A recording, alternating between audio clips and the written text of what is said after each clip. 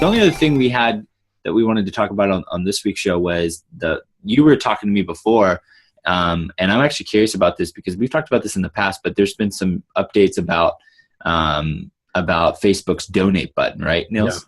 Yeah. So Facebook for Nonprofits came out about a year ago, and it was kind of like they gave some best practices to nonprofits, but then they opened up the donate button on your page, but it was still a call to action button on your page, which not many people went to.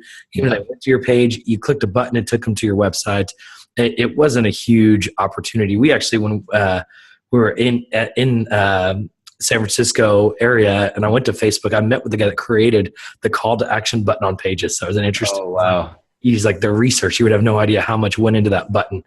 But anyway, it's not A and B testing. It's like A and Z testing. Oh my goodness. Absolutely. And he's like, what do you think about the button? I'm like, it's a button. It's the top right. I guess it's okay. I don't know. But they added the button, but then what happened over the last couple of months is you would start to see buttons within posts, and you could actually donate within Facebook. You wouldn't leave Facebook for the donation. A really great user experience. Now there's a few just functions. I think it's important to know about that as you kind of go through that full Facebook for Nonprofits setup. Is Facebook is keeping 5% of your donations. That's significant. Now, when you talk about online giving on your website, things like that, it likely will add up to 5% when you add up everything as far as your expenses go.